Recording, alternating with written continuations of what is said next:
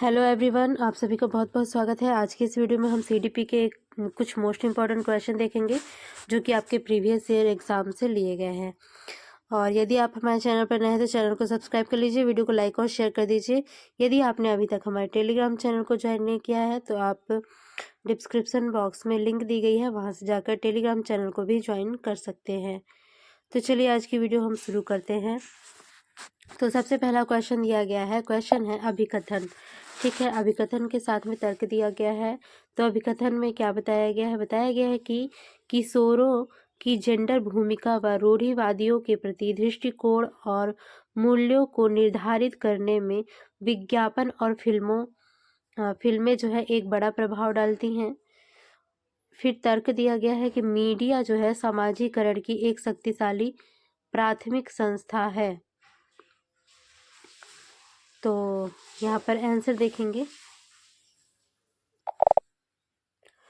तो यहाँ पर आपका राइट आंसर हो जाएगा ऑप्शन नंबर ए। ठीक है, क्योंकि ए और आर जो है दोनों ही सही हैं और ए जो है आर की सही व्याख्या करता है। तो चलिए किस दृष्टि से सही है इसका हम थोड़ा सा डिटेल देखेंगे। डिटेल में बताया गया है कि किशोरों के लिए मीडिया सामाजिकरण की एक शक्तिशाली प्राथमिक संस्था है।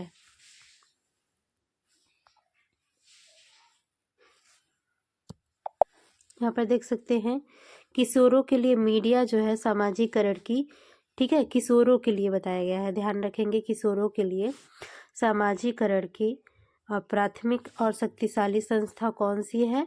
तो मीडिया है। ठीक है, जो उन्हें दुनिया और उसके भीतर अपनी जगह के बारे में सिखाते हैं। ठीक है, स्कूल साथियों और मीडिया द्वारा जो है बारीकी से पालन किए जाने वाले परिवार को बच्चे के जीवन में सामाजिकरण का प्राथमिक एजेंट माना जाता है। ठीक है, मीडिया को प्राथमिकरण का एजेंट माना जाता है।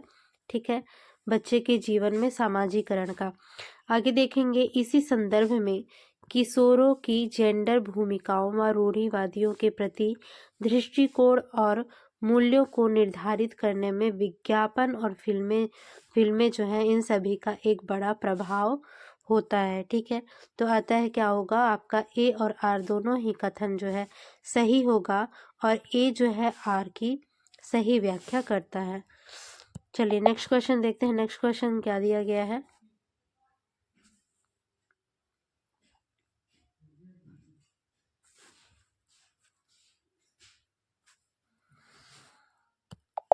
क्वेश्चन दिया गया है विभिन्न पृष्ठभूमियों के बच्चों के सीखने की सुविधा के लिए शिक्षकों को चाहिए कि वे गैर प्रासंगिक पाठ्यक्रम का पालन करें, विभेदित निर्देश लागू करें, मानकीकृत मूल्यांकन का पालन करें या फिर बहिष्करण प्रथाओं का अभ्यास करें।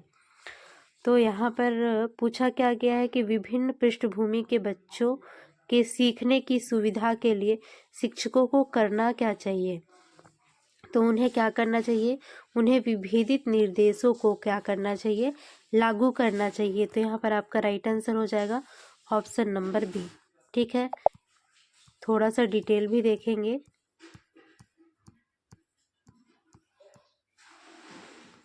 यहाँ पर आप देख सकते हैं डिटेल में काफ़ी सारी बातें जो हैं बताई गई हैं एक समावेशी कक्षा में। ठीक है, समावेशी कक्षा में जैसे कि बच्चे जो है विभिन्न विभिन्न क्षेत्रों से आते हैं। ठीक है, विभिन्न विभिन्न परिवार से आते हैं, विभिन्न विभिन्न संस्कृतियों से आते हैं, तो ऐसी कक्षा क्या कहलाएगी? समावेशी कक्षा कहलाती है। ठीक है, तो एक समावेशी कक्षा में विभिन्न योग्यताओं, संस्कृतियों, शारीरिक और मानसिक स्वास्थ्य और अक्षमताओं वाले कई विद्यार्थी होते हैं। ठीक है, तो इस एक शिक्षक को पालन करना चाहिए। ठीक है, तो इसका एक शिक्षक को क्या पालन करना चाहिए? तो देखते हैं, चुनौतीपूर्ण, पिछड़े, दिव्यांग बच्चे सहित सभी के लिए समान शिक्षा देना। ठीक है, यह एक शिक्षक का उत्तरदायित्व होता है, मेन कर्तव्य होता है। ठीक है, उससे भेदभाव बिल्कुल नहीं करना होता है। यदि बच्चा दिव्यांग है तब भी उस पर उतना ही ध्यान देना है जितना कि एक सामान्य बच्चे पे दिया जाता है। आगे देखते हैं नेक्स्ट बताया गया है कि विविध शैक्षणिक निर्देशात्मक रणनीतियों का उपयोग करना और व्यक्तिगत छात्रों की सीखने की गति का सम्मान करना होता है। ठीक है, कोई बच्चा जो है जल्दी सीख जाता है, कोई बच्चा देरी से सीखता है। ठीक है, तो उसे ये कह के हताश नहीं करना है कि तुम तो सीख ही नहीं सकते हो। ठीक है, इस पर भी काफ़ी गौर करना है। और जो शैक्षणिक निर्देश होते हैं, रणनीतियाँ होती हैं, उनको एक अच्छी तरह से रणनीतियों के रूप में उपयोग करना है। फिर बताया गया है यहाँ पर, नेक्स्ट बताया गया है ऐसा वातावरण बनाना। ठीक है, वातावरण भी काफ़ी महत्वपूर्ण रखता है अधिगम के लिए। ऐसा वातावरण बनाना जिसमें बच्चा जो है विविधता के साथ सीख सके। ठीक है, ना कि सीखने के लिए विशेष वातावरण तैयार कर सके। ठीक है, तो विभिन्न बच्चे को जो है विभिन्न विभिन्न प्रकार से बाहरी और कक्ष की ज्ञान से आपस में जोड़ करके विभिन्न प्रकार से जो है सिखाया जाना चाहिए, ऐसा वातावरण बनाना चाहिए। ठीक है, आगे देखते हैं। इस प्रकार हम विचार कर सकते हैं कि विभिन्न पृष्ठभूमियों के बच्चों के सीखने की सुविधा के लिए शिक्षकों को चाहिए कि वे विभेदित निर्देश को लागू करें। ठीक है, तो यहाँ पर आपका राइट आंसर हो गया था कि वे विभेदित निर्देश को लागू करें। नेक्स्ट क्वेश्चन देखते हैं। नेक्स्ट क्वेश्चन पूछा गया है,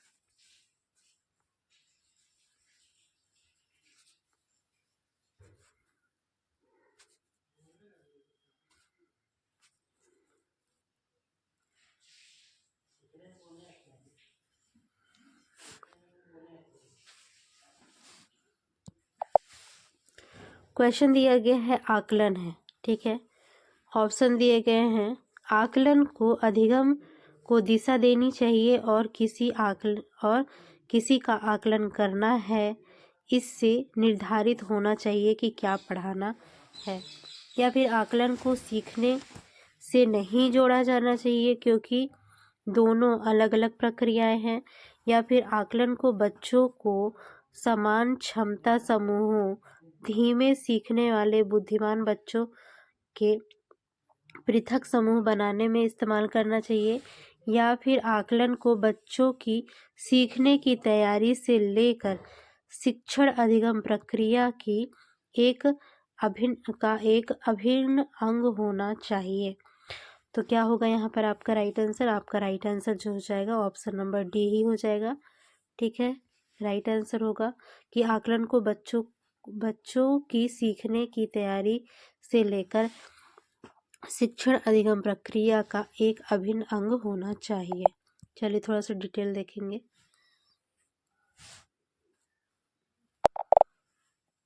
यहाँ पर देखेंगे डिटेल्स दिया गया है। शिक्षण अधिगम की योजना और संगठन और आकलन में शिक्षक शिक्षण अधिगम आकलन की योजना बनाते हैं। शिक्षक क्या करते हैं? शिक्षण अधिगम के आकलन की जो है योजना बनाते हैं और साथ ही उसे व्यवस्थित भी करते हैं। मूल्यांकन के साथ साथ शिक्षण अधिगम एकीकृत में शिक्षक शिक्षण अधिगम प्रक्रिया को आकलन या मूल्यांकन दृष्टिकोण के साथ में एकीकृत करते हैं। ठीक है, आगे देखते हैं। केवल ग्रेडिंग और रैंकिंग के लिए आकलन का दृष्टिकोण और इससे अधिगम की गतिविधियों के साथ साथ एकीकृत मूल्यांकन के दृष्टिकोण में बदल दिया गया है, जो कि शिक्षार्थियों के ज्ञान के निर्माण का समर्थन करता है। फिर देखेंगे कि आकलन को बच्चों की सीखने की तैयारी से लेकर शिक्षण अधिगम प्रक्रिया का एक अभिन्न अंग होना चाहिए। ठीक है, आकलन का उपयोग किस लिए करना चाहिए? केवल बच्चों की क्षमता का, उन्होंने कितना सीखा है, इसकी जांच के लिए। ठीक है, ना कि उन्हें रैंक देने के लिए, ग्रेड देने के लिए, या फिर अलग से समूह, अच्छा बच्चा बुरा बच्चा, ऐसा समूह बना के रखने के लिए। इसके लिए आकलन नहीं किया जाता है, बल्कि सभी चीज़ों को एकीकृत किया जाता है। एकीकृत रूप में मतलब कि यदि आकलन किया गया है बच्चे का, तो बच्चे ने कितना सीखा, कैसे सीखा, उसे सीखने में कहाँ पे कठिनाई आ रही है, इन सभी चीज़ों को जो है आकलन के माध्यम से ध्यान दिया जाता है और फिर उसका क्या किया जाता है, उपचार किया जाता है। ठीक है, नेक्स्ट क्वेश्चन देखते हैं। क्वेश्चन दिया गया है, एक प्रगतिशील कक्षा में सीखना है व्यक्तिवादी और निष्क्रिय, सक्रिय और सामाजिक है, या फिर परीक्षान्मुख है, या फिर पाठ्यपुस्तक केंद्रित है। तो एक प्रगतिशील कक्षा में सीखना क्या होता है, सक्रिय और सामाजिक प्रक्रिया होती है। ठीक है, सक्रिय एवं सामाजिक प्रक्रिया होती है। तो यहाँ पर आपका राइट आंसर होगा ऑप्शन नंबर बी। यहाँ पर डिटेल्स देखते हैं। जॉन डीवी के अनुसार बताया गया है कि जॉन डीवी कहाँ के वैज्ञानिक थे, कहाँ के मनोवैज्ञानिक थे, कहाँ के दार्शनिक थे, तो ये थे अमेरिका के। ठीक है, जॉन डीवी कहाँ से संबंधित है, तो अमेरिका से संबंधित है। ठीक है, तो अमेरिकी दार्शनिक ने, जॉन डीवी एक अमेरिकी दार्शनिक ने प्रगतिशील शिक्षा की अवधारणा का प्रस्ताव दिया था। ठीक है, जो कि इस बात पर जोर देता है कि शिक्षण केवल प्रायोगिक दृष्टिकोण से होता है। ठीक है, जॉन डीवी के अनुसार कौन सा दृष्टिकोण महत्वपूर्ण होता है, तो प्रायोगिक दृष्टिकोण। आगे देखते हैं। इसलिए छात्रों को अनुकूलन और अधिगम हेतु अपने वातावरण के साथ में बातचीत करनी चाहिए।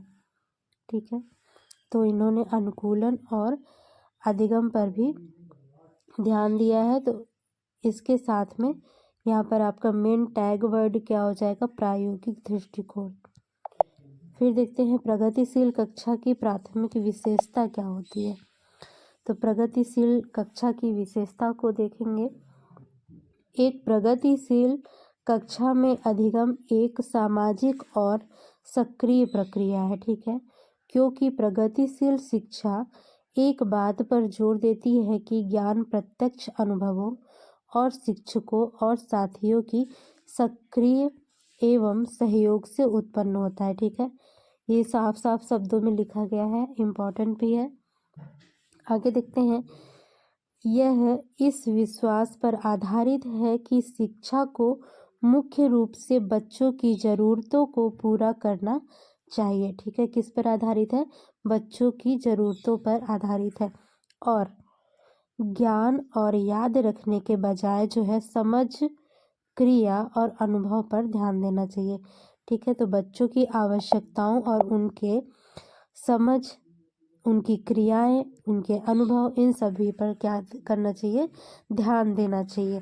ठीक है, तो सिंपल शब्दों में यहाँ पर दिया गया है, तो आप सभी को समझ में तो आ ही गया होगा। चलिए अब नेक्स्ट क्वेश्चन पे चलते हैं। नेक्स्ट क्वेश्चन क्या दिया गया है।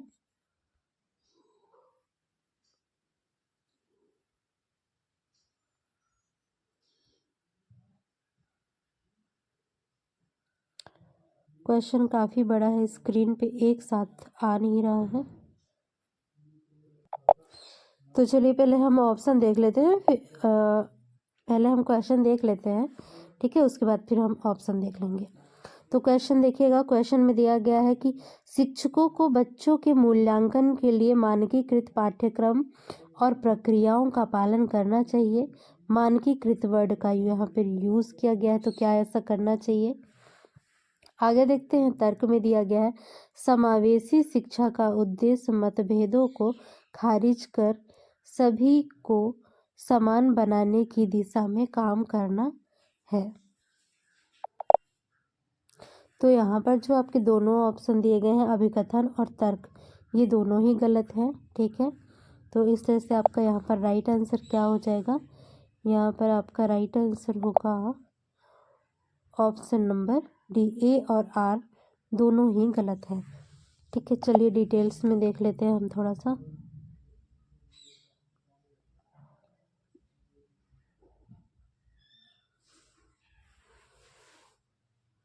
तो यहाँ पर देख सकते हैं कि सभी छात्रों का वातावरण अलग अलग होता है। वे भिन्न भिन्न वातावरण और संस्कृतियों में क्या होते हैं, विकसित होते हैं। ठीक है, इस प्रकार उनकी समझ भी क्या होती है, भिन्न भिन्न होती है। शिक्षकों को बच्चों के मूल्यांकन के लिए मानकीकृत पाठ्यक्रम और प्रक्रियाओं का पालन करना चाहिए। यह कथन जो है क्या है, यह कथन गलत है। ठीक है, क्योंकि एक कक्षा में अधिगमकर्ता अलग अलग गति से सीखते हैं। ठीक है, कोई ज़रूरी नहीं है कि एक बच्चे को पहले से नंबरिंग आ गई है एक बार पढ़ने पे, तो कोई ज़रूरी नहीं है कि दूसरे बच्चे को भी एक ही बार पढ़ने में नंबरिंग आ जाएगी। ठीक है, तो वही है, अलग अलग क्या होते हैं, अलग अलग गति से सभी बच्चे सीखते हैं। और एक शिक्षक के रूप में आमने सामने कक्षा में सभी की अधिगम की आवश्यकताओं को पूरा करना लगभग असंभव होता है। ठीक है, एक शिक्षक को क्या होता है, असंभव होता है सभी की आवश्यकताओं को पूरा करना। लेकिन इसके लिए भी कुछ उपाय है। लेकिन कक्षा में इस अवधारणा की समझ हमें विविध अधिगम की आवश्यकताओं को समायोजित करने में क्या करती है, मदद करती है। अतः इस संदर्भ में समावेशी शिक्षा का उद्देश्य मतभेदों को खारिज कर सभी को समान बनाना गलत है, क्योंकि प्रत्येक बच्चा जो होता है अद्वितीय होता है और उसकी भिन्न अधिगम की शैली और अधिगम की गति होती है। तो इसी तरह से आपका राइट आंसर क्या हो गया था, ऑप्शन नंबर डी हुआ था। और दोनों ही क्या है, दोनों ही तर्क जो दिए गए थे अभिकथन और तर्क, ये दोनों ही गलत थे। नेक्स्ट क्वेश्चन देखते हैं। नेक्स्ट क्वेश्चन क्या दिया गया है,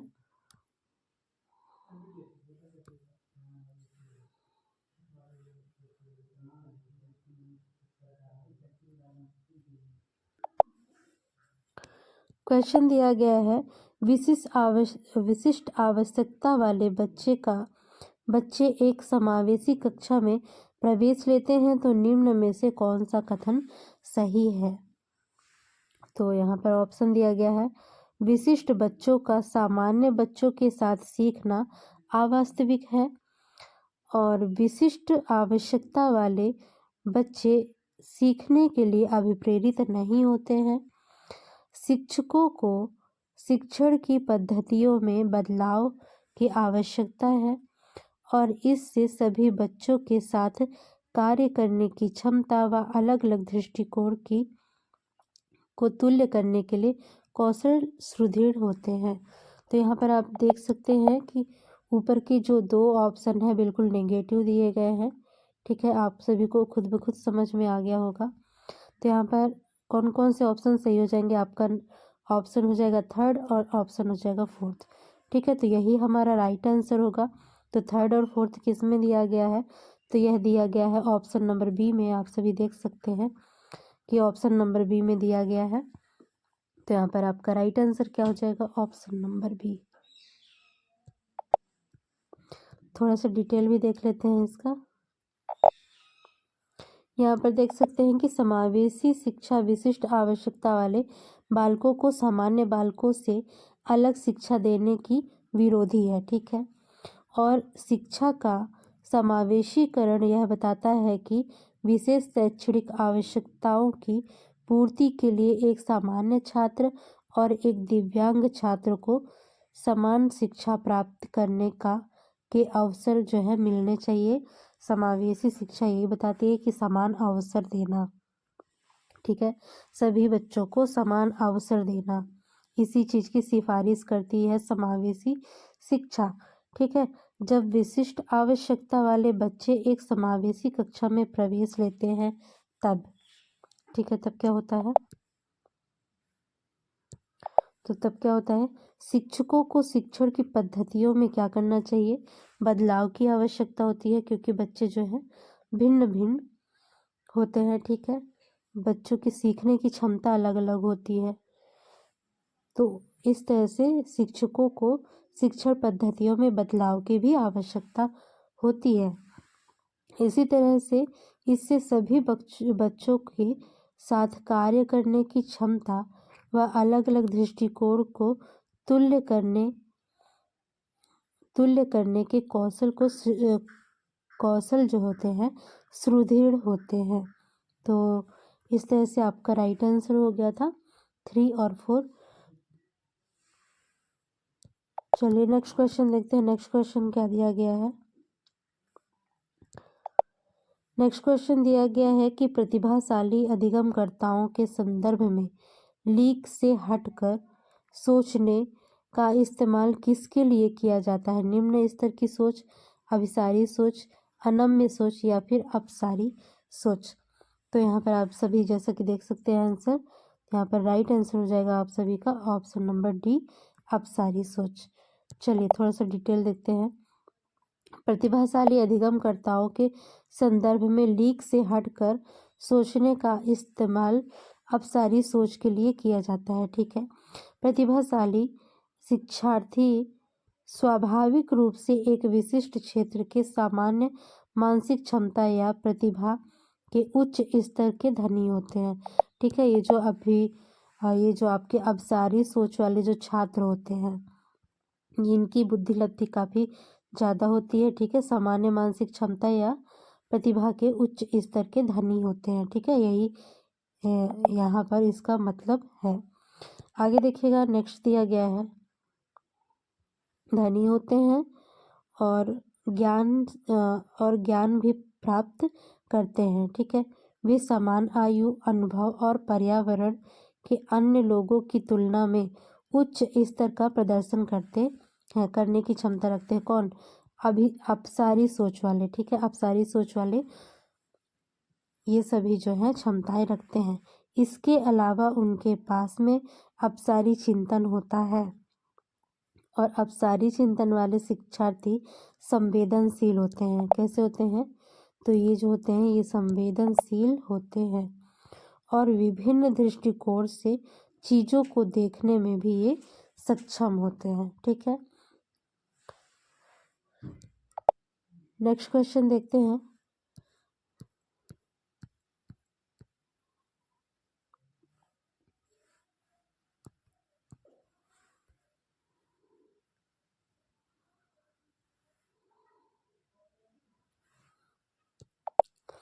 क्वेश्चन दिया गया है, शिक्षा में समावेश का क्या अर्थ है।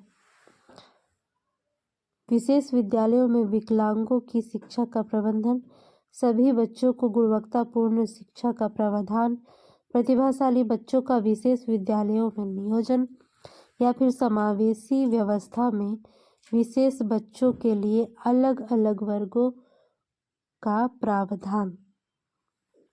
तो यहाँ पर आपका राइट आंसर हो जाएगा, शिक्षा में समावेशन का अर्थ क्या है। तो सभी बच्चों को गुणवत्तापूर्ण शिक्षा का प्रावधान। ठीक है, इसे याद रखेंगे।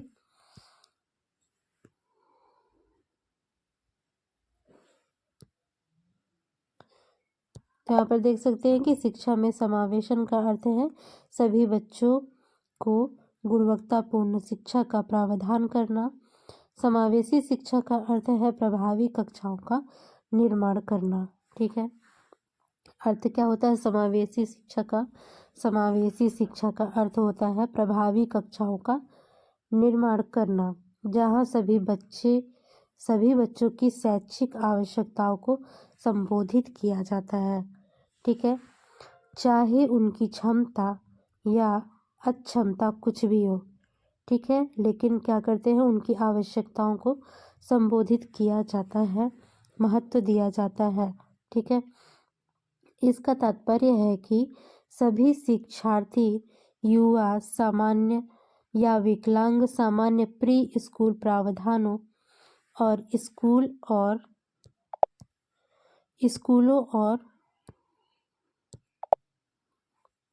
सामुदायिक शैक्षिक व्यवस्था तक पहुंचने के माध्यम से समर्थन सेवाओं के उपयुक्त तंत्र के साथ एक ही सीखने में सक्षम है।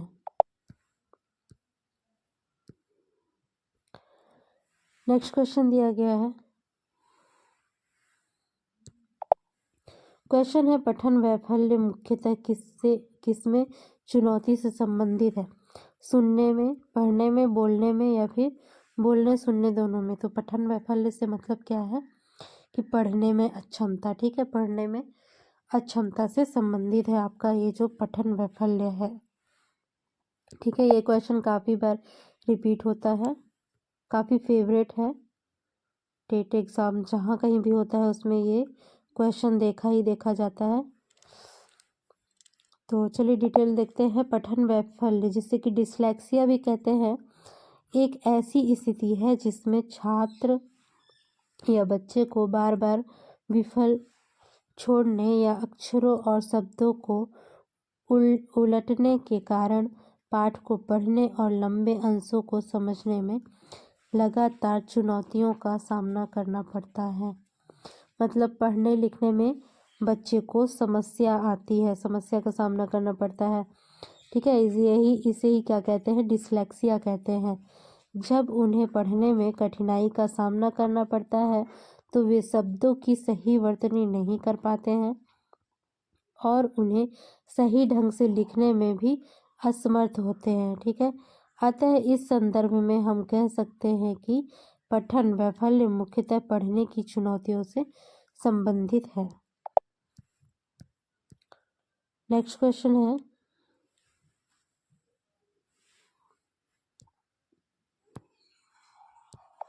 क्वेश्चन दिया गया है, निम्नलिखित में से कौन समावेशी कक्षाओं की विशेषता नहीं है।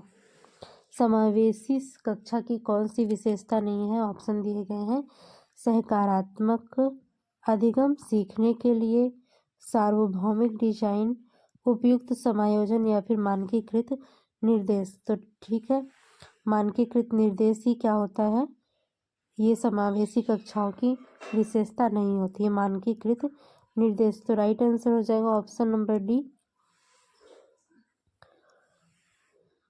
चलिए थोड़ा सा डिटेल देखेंगे, डिटेल में क्या बताया गया है।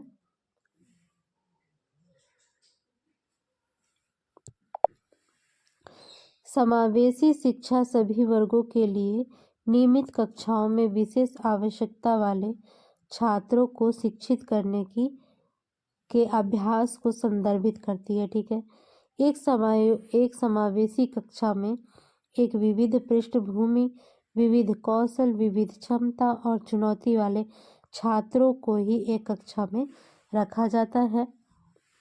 ठीक है, सहकारात्मक अधिगम, सीखने के लिए, सार्वभौमिक डिजाइन एवं उपयुक्त समायोजन समावेशी कक्षाओं की विशेषता के अंतर्गत आते हैं, जबकि मानकीकृत निर्देश, ठीक है, नापना, छांटना, तुलना करना, ये सभी समावेशी कक्षा की विशेषता नहीं है।